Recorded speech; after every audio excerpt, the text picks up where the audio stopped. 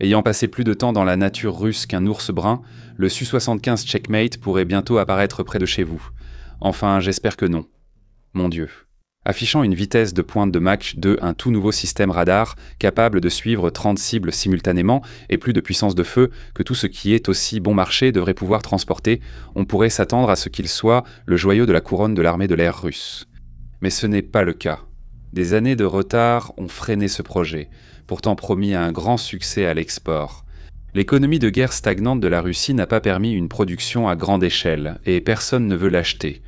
Comment un concept prometteur a-t-il fini par entrer en développement ?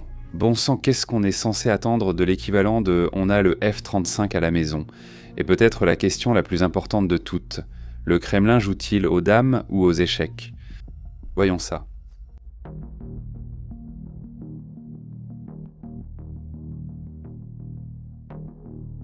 Allons droit au but, sans tourner autour du pot, version russe.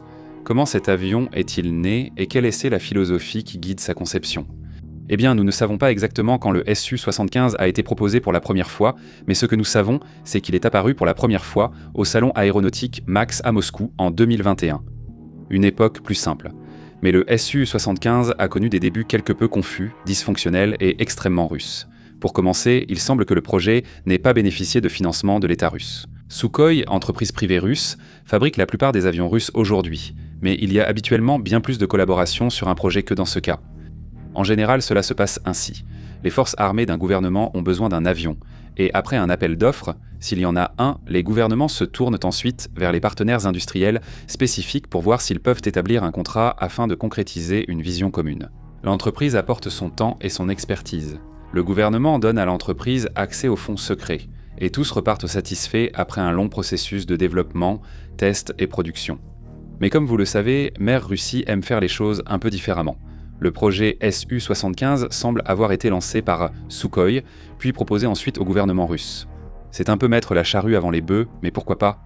Le marché d'exportation de la Russie pour les avions de chasse est en train de mourir lentement depuis un certain temps déjà. Il est logique que Sukhoi veuille un nouveau projet pour stabiliser ses résultats financiers et le gouvernement russe, dont la participation à ce projet était dirigée par la United Aircraft Corporation ou UAC, a simplement suivi le mouvement. C'est pourquoi on dit que le Su-75 vise surtout l'export, car l'armée russe ne l'a pas demandé, même si son adoption par celle-ci reste probable. Des rapports indiquent que le gouvernement des Émirats arabes unis aurait aussi financé le projet. La géopolitique est étrange. La United Aircraft Corporation de Russie, ou UAC, a officiellement dévoilé le Su-75, connu sous le nom d'avion tactique léger, lors du salon aéronautique de Dubaï en 2021. Ils l'ont appelé le Checkmate, sûrement car il ne pouvait aller nulle part. Bien que la maquette grandeur nature ait impressionné lors de sa présentation à Dubaï, certaines sources ont révélé qu'en visitant l'avion, on a constaté que l'arrière était en grande partie en contreplaqué. C'est tellement brillant de voir que des gens s'inspirent encore des frères Wright, toutes ces années plus tard. Cependant, plus tard cette année-là, l'UAC a déclaré que des travaux sur un véritable prototype volant étaient en cours. Lors de l'annonce, une réelle effervescence régnait, non seulement à cause des drones, mais aussi en raison de l'ambition du projet. Le Su-75 était conçu comme un chasseur tactique monomoteur, multirôle pour l'exportation. Mais la dernière fois que les Russes en ont construit un à partir de zéro, c'était le MiG-23 Flogger, il y a des décennies. Ils travaillaient donc surtout à partir de zéro, ce qui avait du sens commercialement, car beaucoup de chasseurs monomoteurs multirôles comme les MiG de la guerre froide vieillissaient. Ce stock devenait progressivement obsolète, car les nouveaux avions de chasse se révélaient récemment de plus en plus avancés, avec une fusion complète des capteurs, une signature radar réduite et des capacités de combat en réseau que les anciens n'avaient tout simplement pas. Les pays avec de nombreux anciens appareils devaient envisager leur remplacement. Le nouveau chasseur russe, le Su-57, était une option, mais c'était le fleuron technologique russe et il n'était pas donné. En 2021, les États-Unis dominaient les exportations d'avions de 5e génération. Pour concurrencer Washington et attirer des clients, la Russie devait proposer quelque chose de spécifique. L'UAC avait besoin de quelque chose qui puisse combler un écart de capacité grandissant entre les chasseurs lourds bimoteurs de la Russie et des flottes anciennes de plus en plus obsolètes. Assez avancé pour être une menace, mais assez économique pour rester une option d'exportation pour les pays n'ayant pas les moyens d'acquérir ou n'étant pas autorisés à obtenir les dernières technologies américaines ou chinoises. Ce n'est pas un équilibre facile à trouver. Les ingénieurs russes ont fait ce qu'ils font de mieux. Ils ont commencé à travailler, les premiers supports promotionnels seraient ont été progressivement diffusés. Elle contenait des affirmations audacieuses selon lesquelles le Su-75 était un chasseur de 5e génération, accompagné d'animations le montrant en train d'abattre des F-35 américains, qui représentent le meilleur exemple moderne de chasseur multirôle. Mais surtout, le Su-75 serait beaucoup moins cher. En réalité, il n'avait pas besoin d'être meilleur que le F-35. Actuellement, rien ne l'est. Il devait juste être assez bon et moins cher pour conquérir une grande part de marché. En réalité, le Su-75 s'est jusqu'à présent révélé être quelque part entre les plateformes de 4e génération améliorées comme le très fiable F-16 et les véritables chasseurs de 5e génération. Nous verrons pourquoi bientôt. Des rapports indiquent que la conception du Su-75 a utilisé un superordinateur pour une modélisation virtuelle et des calculs numériques, permettant selon les Russes de réduire le temps de test et de construction à 5 ans. C'est assez douteux venant d'un pays qui a besoin d'ânes pour approvisionner ses troupes de première ligne, ce qui pourrait suggérer des raccourcis. Les cycles de développement des avions de chasse, surtout ceux de 5e génération, sont généralement bien plus longs. Les premiers vols d'essai étaient censés avoir lieu dès 2023, mais ensuite tout a changé à ce sujet. La Russie a envahi l'Ukraine en février 2022 et des tonnes de sanctions se sont abattues sur l'économie russe, imposées par la communauté internationale. Et je parie qu'ils sont contents d'avoir opté pour une conception plus économique maintenant, car Abu Dhabi a retiré le financement du projet, laissant Sukhoi et l'UAC seuls et sous sanction pour terminer le projet. Certaines sanctions internationales restreignent la vente d'articles et composants à un pays ciblé, parmi lesquels figurent pratiquement tous les éléments nécessaires à la fabrication d'un avion de chasse moderne. Ordinateurs, puces, métaux légers, pièces de moteur et bien plus encore ont été instantanément retirés du panier Amazon du Kremlin. Les premiers vols d'essai ont été repoussés à 2024, puis à 2025, puis à 2026. Mais maintenant, certaines sources affirment même que nous ne verrons peut-être pas de vol d'essai avant 2027. Les retards, bien sûr, sont une conséquence des sanctions, même si les responsables du Kremlin et le personnel de la défense russe ont affirmé que c'était dû à une légère refonte vers 2023. Et c'est vrai. Les premiers prototypes du Checkmate diffèrent légèrement des versions plus récentes. Mais ce que nous ne savons pas, c'est si les sanctions ont eu une influence sur le processus de refonte. Elles ont probablement eu une influence, mais on suppose que les porte-paroles russes qui l'ont évoqué ont soudain contracté un sérieux syndrome de la chute du 12e étage. Dans l'ensemble, les Russes avaient promis que 300 de ces appareils seraient en développés lors de la première série de production, ce qui était ambitieux, c'est le moins qu'on puisse dire. Alors pourrait-il y arriver ?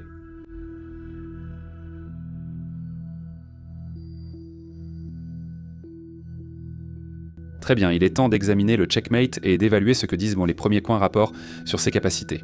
Pour moi, je ne sais pas s'il ressemble plus à un F-35 commandé sur Wish ou sur Timu. Regardez-le. En fait, on peut très bien voir la différence entre la version de 2021 et la version modifiée de 2023, vue d'en haut en se basant sur les rendus officiels de l'UAC et les maquettes qui ont été publiées au fil du temps. Les ailes présentent désormais un motif en forme de losange beaucoup plus prononcé qu'auparavant. Parallèlement, les emplantures des ailes ont été prolongées jusqu'au nez de l'avion. L'entrée d'air avant, les extrémités d'ailes et les gouvernes arrière ont aussi été redessinées.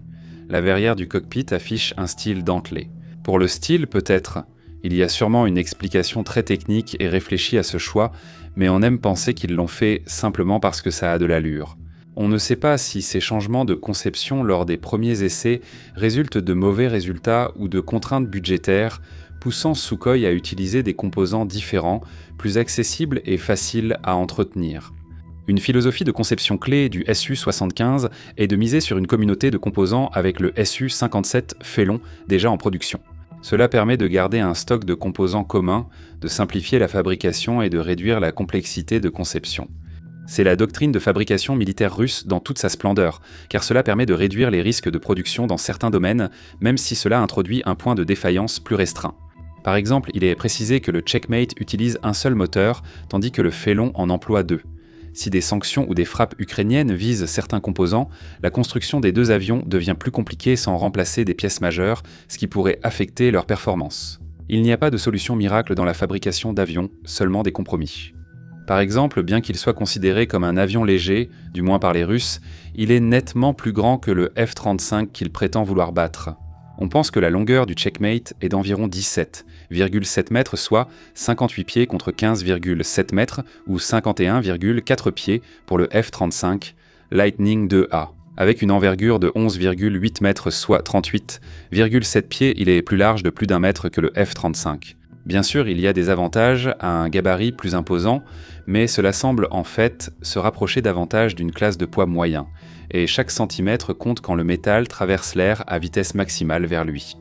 En raison de sa taille plus grande également, beaucoup des objectifs des concepteurs du Checkmate semblent avoir été axés sur la réduction de sa détection radar, surtout de face. Après tout, si vous appelez un avion un chasseur furtif, il faut quand même qu'il soit vraiment furtif. Cela expliquerait aussi la forme particulière de sa queue et de ses ailes. La conception plus essentielle à l'arrière de l'appareil remplace les dérives verticales et les stabilisateurs horizontaux traditionnels par deux surfaces inclinées formant une forme en V. Vous pouvez voir ce type de conception sur de nombreux petits avions, des planeurs ultra légers et d'autres avions furtifs comme le Lockheed F-117 17 Nighthawk. Cette structure en forme de V agit à la fois comme un gouvernail et une gouverne de profondeur, ou si vous préférez, une gouverne mixte de queue en V, combinant le tangage et le lacet grâce à des systèmes de contrôle de vol numérique pour permettre au jet de rester stable, tout en le rendant plus difficile à détecter par les radars ennemis. Il y a aussi clairement ce qu'on appelle une entrée d'air supersonique sans séparateur, ou DSI, qui se trouve sous le fuselage avant. Cela supprime les conduits d'admission complexes, réduit poids, coût et maintenance, tout en permettant à l'avion d'atteindre des vitesses très élevées. Aujourd'hui, beaucoup de jets avancés en sont équipés, comme le F-35 et le J-35 chinois entre autres. Mais il y a une raison pour laquelle nous parlons davantage de l'apparence de l'appareil et de ce qu'il semble posséder, plutôt que de ce que suggèrent les rapports. Pour commencer, ce jet a déjà été modifié, ce qui a sûrement changé certaines de ses capacités par rapport aux prévisions initiales. Ce que nous voyons est plus tangible. On ne peut pas tromper l'ingénierie ni la physique, d'où la ressemblance des avions de chasse. Mais ce qui échappe à notre vue reste difficile à cerner. Nous allons néanmoins vous donner un aperçu des statistiques attendues pour le Checkmate, mais sachez qu'il s'agit d'estimations de performance optimale, non garanties. Trouver de bonnes sources pour ce type d'informations est difficile, car de nombreux facteurs les influencent, sans compter une refonte majeure après plusieurs années. Donc, en gardant tout cela à l'esprit, voici ce que nous savons, en commençant par la propulsion. Alors écoutez, nous savons quels moteurs sont installés dans le Phélan, donc nous avons un indice assez solide que le moteur qui propulsera le Checkmate sera un dérivé du même turbofan Saturn AL51F1 associé aux variantes du Su-57. Ce choix montre que les Russes recherchent un meilleur rapport poussée-poids, une meilleure économie de carburant et une production plus rapide.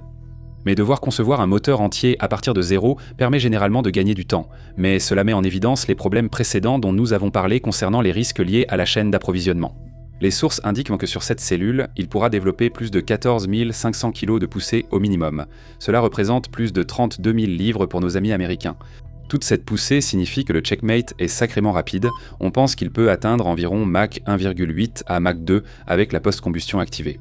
Le F-35 en comparaison peut atteindre Mach 1,6 bien que ce soit une limite souple, car lorsqu'il va plus vite, ses revêtements furtifs ont tendance à se détériorer. On peut supposer que le Su-75 atteindrait ces vitesses dans des conditions parfaitement optimales en haute altitude, même s'il existe des rapports optimistes affirmant que le Checkmate serait capable de supercroisière. Cela signifie voler au-dessus de Mach 1 sans post-combustion, mais on ne peut pas vraiment l'affirmer tant que l'appareil n'a pas été correctement testé. La doctrine aérienne russe tend à privilégier la vitesse et la maniabilité pour des missions telles que les combats rapprochés et les frappes en profondeur, tandis qu'une plateforme comme le F-35 se concentre principalement sur le fait de s'assurer que lui, ou un élément de sa chaîne de destruction, élimine la cible avant même que vous ne sachiez qu'il est là. En raison de l'ancienne doctrine aérienne russe, le Checkmate utilisera aussi un moteur à poussée vectorielle tridimensionnelle, lui permettant des manœuvres aériennes impressionnantes mais inutiles. Assurer cette capacité demande souvent des équipements coûteux, rendant incertaine son intégration à toutes les variantes. De nos jours, la doctrine du combat aérien à réaction dans le monde entier évolue vers des engagements hors portée visuelle. Mais s'il y a soudainement un F-22 Raptor à portée visuelle, n'importe quel pilote serait bien content de disposer d'une telle capacité en s'enfuyant pour sauver sa peau.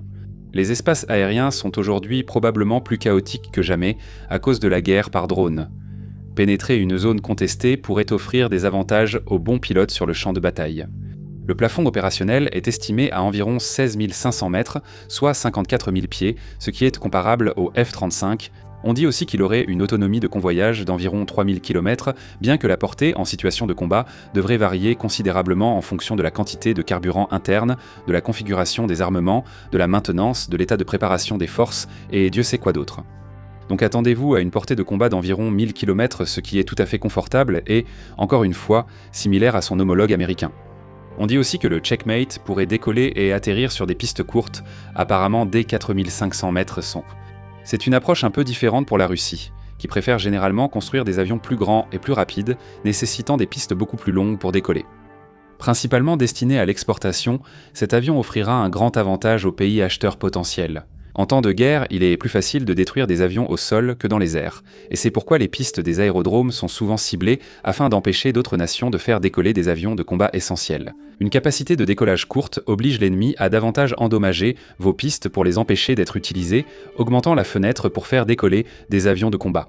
Passons à son armement. La plupart de ces éléments étant fixés au Checkmate ou logés à l'intérieur, on dispose de plus d'informations, mais paradoxalement, cela renseigne moins sur l'avion lui-même.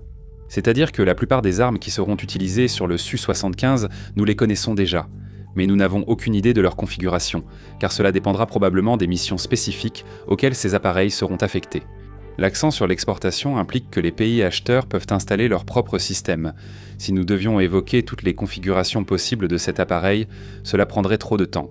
Les documents promotionnels du Checkmate précisent donc que la soute à armement est prévue pour environ 7400 kg de charges utiles. La soute interne réduit la signature radar tout en préservant la létalité. On prévoit aussi qu'il emporte diverses munitions RR, air-sol et air-navire sur plusieurs points d'emport sous les ailes, lorsque la furtivité est moins prioritaire que la destruction de cibles hors de vue. Et en plus, il serait équipé d'un canon automatique de 30 mm. Je dirais qu'ils l'ont fait parce que le canon du F-35 fait 25 mmR, mais c'est sûrement parce qu'ils utiliseront le même ou un similaire à celui du Su-57. Même la désignation du Su-75 paraît être un clin d'œil de Sukhoi pour signaler que ce jet est une version alternative et étrange de leur monstre à 2 moteurs. En réalité cependant, les Russes sont un peuple inventif. C'est une nation qui est fière de bricoler tout et n'importe quoi, même si ce n'est pas cassé, alors vous pouvez imaginer toutes sortes de bombes non guidées, d'explosifs guidés par laser, et même des munitions planantes qui pourraient un jour se retrouver fixées sous cet appareil. Quant à une suite de guerre électronique, le Checkmate est supposé finir par être équipé d'un radar à réseau actif à balayage électronique, ou ACR, tout comme les autres avions de 5e génération qu'il essaie d'imiter. Il posséderait aussi d'autres gadgets sophistiqués utilisés par les F-35, tels qu'un système de guerre électronique intégré, une liaison de données et un système de recherche et de poursuite infrarouge. En théorie, les rapports suggèrent que cela permettrait au Checkmate de suivre 30 cibles à une distance allant jusqu'à 400 km simultanément et d'en engager jusqu'à 6 avec des missiles. Avant de vous réfugier sous la table de cuisine comme en Octobre Rouge, sachez que c'est une affirmation très ambitieuse. Cela serait possible seulement dans des conditions optimales. À quelle fréquence cet avion sera-t-il dans des conditions optimales ? L'architecture avionique reposera sur une suite électronique ouverte et un radar ACR économique, permettant à Sukhoi de garantir l'interopérabilité avec les systèmes du Félon. La similarité logicielle facilitera la formation, le soutien logistique et réduira les coûts à long terme, mais trop miser sur la rentabilité pourrait désavantager le Checkmate, exposé aux mêmes faiblesses que le propre système de guerre électronique du Su-75. Les Russes n'ont pas besoin de grands changements pour l'instant, et il est judicieux d'intégrer leur première conception monomoteur depuis des décennies dans une infrastructure existante et fiable. Cela signifie que la Russie doit maximiser son économie d'échelle. Selon vous, quel est tant le prix moyen d'un radar ACR et de ses pièces détachées ? Je vais vous donner un indice. C'est vraiment sacrément cher, et ça l'est encore plus quand un pays est sous sanctions qui interdisent spécifiquement les composants électroniques complexes dont, vous savez, les avions de chasse ont besoin. Au final, cela signifie une de deux choses.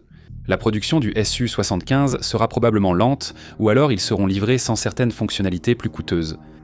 Le cockpit du Checkmate n'a pas été montré au public, donc peu d'informations circulent hormis des spéculations, mais le matériel promotionnel du Salon MAX 2021 suggérait que ces pilotes seraient aidés par l'intelligence artificielle. Cela impliquerait sans doute un affichage tête haute intégré au casque pour aider au ciblage et au suivi, comme sur les chasseurs de 5e génération, ou une assistance au contrôle de vol, mais rien n'est certain tant que l'appareil n'est pas opérationnel. En ce qui concerne ce à quoi on peut s'attendre, les journalistes occidentaux qui ont vu l'intérieur du cockpit disent donc qu'il est identique à celui du Su-57. Allez savoir. Et pour tout cela, l'ensemble de l'appareil, d'après les rapports, coûterait entre 25 et 30 millions de dollars. Encore une fois, cela semble très ambitieux compte tenu de l'ampleur de ce que nous voyons ici. Les véritables chasseurs de 5e génération sont vraiment chers, et le coût du F-35 tourne autour de 81 millions de dollars de base.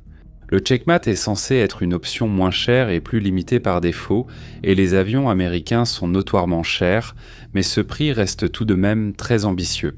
La Russie a déjà commencé par fixer un prix bas pour paraître attrayante aux yeux des acheteurs potentiels, tout en donnant l'impression que la technologie occidentale est coûteuse. Le Su-75 n'est pas encore produit à grande échelle, subit de fortes contraintes économiques et a des chaînes d'approvisionnement limitées, ce qui augmente son coût unitaire. Considérez donc 25 à 30 millions de dollars comme le meilleur prix du Kremlin pour une version de base dans des conditions économiques idéales. Ce n'est donc pas très probable. Mais au final, si l'UAC y parvient, ils auront un avion qui sera efficace dans des environnements de brouillage complexes et dans des zones protégées par des systèmes de défense aérienne. Un appareil qui constitue une mise à niveau moderne et relativement peu coûteuse des anciens systèmes. Ajoutez quelques missiles hypersoniques dans le lot et cela devient une combinaison potentiellement très dangereuse. Et le mot-clé ici, bien sûr, c'est « si ». Car aussi séduisant que le Checkmate paraisse sur le papier, la géopolitique se joue dans la réalité, ce qui peut entraîner bien des complications. Alors qu'est-ce que ça donne dans son contexte ?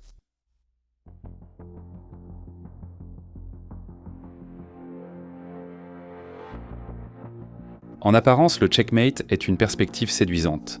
À une époque où les avions de chasse monomoteurs d'autrefois arrivent à la fin naturelle de leur cycle de vie, voilà que l'oncle Vlad, douteux, arrive avec un long manteau, proposant de nouveaux avions capables d'abattre des F-35 pour une fraction du prix. Cela semble presque trop beau pour être vrai. Et c'est parce que ça l'est. En réalité, ce n'est pas la faute du Checkmate. Le développement du Checkmate s'est fait dans un écosystème industriel marqué par les sanctions internationales et la guerre.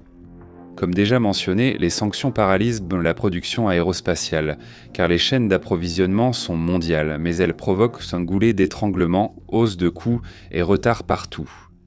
Même au sein de son industrie militaire nationale, la Russie dépendait auparavant de microélectronique importée, de machines-outils avancées et de réseaux financiers mondiaux dont les industries aéronautiques ne peuvent tout simplement pas se passer facilement. Supprimer cet accès entrave la capacité et la rapidité de l'économie russe à obtenir tous ses composants et machines. C'est aussi pourquoi le Checkmate partagera beaucoup de pièces avec le Félon. Il n'y a tout simplement pas beaucoup d'autres options si vous voulez vraiment que l'appareil vole. La Russie obtient des pièces en contournant les sanctions, coûteux et limité, ou en formant son industrie à les produire, un processus très lent, sans marché mondial. Et il faut se demander, est-ce vraiment le meilleur environnement pour lancer un tout nouveau programme d'avions de chasse multirôle, quelque chose que le pays n'a littéralement pas fait depuis des décennies ? Eh bien, la réponse est proche du combat. En conséquence, l'avenir du Su-75 reste très incertain, même si les avions eux-mêmes ne sont pas encore en l'air. Le Checkmate est dans une sorte d'espace liminal éthéré depuis sa première présentation en 2021. Pas tout à fait mort, pas tout à fait vivant. Le chasseur multirôle de Schrödinger, si vous voulez, c'était le tueur de F-35. Il était moins cher, plus rapide et plus puissant, prêt à mettre l'Occident à genoux d'un coup décisif. Je veux dire, il s'appelle littéralement le Checkmate. Et pourtant, en même temps, depuis lors, le projet a été davantage un démonstrateur de concept qu'un véritable chasseur multirôle à part entière. Programme. Des années et des années de nouvelles déjà connues au milieu de refontes et d'autres retards. L'absence d'étapes clés s'est accumulée dans le silence, tandis que tout le monde attendait, pour rien. Jusqu'à fin 2025 au salon aéronautique de Dubaï, où des maquettes du Checkmate ont été présentées, le message des Russes, notamment du pilote d'essai en chef Sergei Bogdan, était plus cohérent que d'habitude sur d'autres sujets. Le message était clair, l'appareil existe réellement, et son premier vol d'essai est prévu début 2026. Des ingénieurs proches du programme estiment que l'appareil est terminé structurellement et subit maintenant l'intégration, étape qui a souvent ralenti les prototypes russes. Cependant, sa grande similarité avec le Su-57 et ses systèmes devrait rendre l'intégration assez fluide. Nous sommes maintenant clairement après le début de l'année 2026, au moment où vous regardez ceci. Et jusqu'à présent, pas un mot. Les Russes ont-ils effectué le premier vol d'essai en secret ou faut-il craindre d'autres retards ? C'est difficile à dire, mais puisque c'est un avion d'exportation, Sukhoi en ferait sûrement la promotion s'il testait ses systèmes pour la première fois. Pourtant, c'est curieusement silencieux, comme on l'a déjà vu. On a d'abord dit que les premiers vols d'essai auraient en lieu en 2023, puis cela a été retardé et repoussé à 2024, puis 2025, puis début 2026. La seule façon de savoir avec certitude que ce chasseur existe, ce sera soit en le voyant dans le ciel du Donbass, soit si quelqu'un en achète un. Seul le temps dira combien cela prendra, car la production à grande échelle ne commencera pas avant 2027 au plus tôt. Jusqu'à ce moment-là, la plupart le considéreront comme un concept non validé avec des capacités purement théoriques. Mais pour la Russie, cela pourrait en fait être préférable, car même si tout ce que nous avons dit sur le Checkmate a été prudemment assez positif pour un avion de chasse, il présente tout de même quelques problèmes. D'abord, il n'est pas vraiment si furtif que ça. Tout ce que nous avons vu jusqu'à présent du Su-75 suggère que le Checkmate vise à être furtif, mais pas autant qu'un véritable chasseur furtif, comme le F-35. Malgré les efforts russes pour réduire sa signature radar, il reste plus gros qu'un chasseur multirôle léger classique. Comme nous l'avons dit, il s'agit plutôt d'une conception de catégorie intermédiaire. Toute cette puissance de feu et cette vitesse ont un prix, qui essaie la furtivité. Il est impossible de dissimuler un tel appareil sous son lit. Quand de nombreux pays dans le monde développent une doctrine aérienne qui privilégie le fait de vous détecter en premier pour pouvoir vous abattre en premier, cela peut poser problème à certains pays. Les pays de l'OTAN, par exemple, ont tendance à suivre une telle politique, ce qui signifie que si la Russie elle-même devait utiliser cet avion contre les forces de l'OTAN, elle pourrait rencontrer des difficultés. La réalité a accru le risque technique de ce projet à cause des sanctions, surtout pour intégrer un moteur moderne, un système de contrôle de vol numérique et une cellule furtive. Un chasseur multirôle doit être compétent dans tous les domaines, de la reconnaissance au combat aérien rapproché. Et même si le Su-75 est certainement performant sur le papier, ce manque d'accent sur la furtivité pourrait bien faire ou défaire le projet selon ses performances en combat. Cela ressemble à une véritable lacune dans sa conception, qui n'existe tout simplement pas chez les meilleurs chasseurs multirôles de 5e génération à la pointe de la technologie, comme le F-35. Il est censé être beaucoup moins cher, bien sûr, mais il est important de noter que vous n'obtenez pas 3 appareils capables de rivaliser avec le F-35 au prix annoncé par la Russie. Vous obtenez 3 avions moins performants, sans certaines fonctionnalités et avancées clés que le F-35 n'a pas laissé de côté. De nos jours, de nombreuses forces aériennes dans le monde vous diraient qu'elles préfèrent un plus petit nombre d'appareils plus avancés sur le champ de bataille plutôt qu'une grande quantité d'appareils moins avancés. Au mieux, conceptuellement, le Checkmate partage certaines qualités avec le F-35, mais il ne sera jamais à son niveau, malgré ce que Moscou voudrait vous faire croire. C'est un effort admirable, mais à ce stade, il reste un demi-cran en dessous des véritables plateformes de 5e génération lourdes, tant en termes de complexité que de coût, et ce demi-cran fait toute la différence en zone de combat. Donc en fait, la Russie a raison. Il y a un marché pour cela, mais la vraie question à se poser ici est-ce que la Russie est le pays qui sera capable de le fournir ? Parce que malgré toutes les vraies qualités d'un tel design, le Checkmate est tellement ambitieux en termes de conception, de prix et de calendrier que cela soulève des questions sur le sérieux réel du projet. Et cela se voit dans les rares supports promotionnels du Su-75, et quand il se heurte à la réalité, tout devient confus. Merci d'avoir regardé.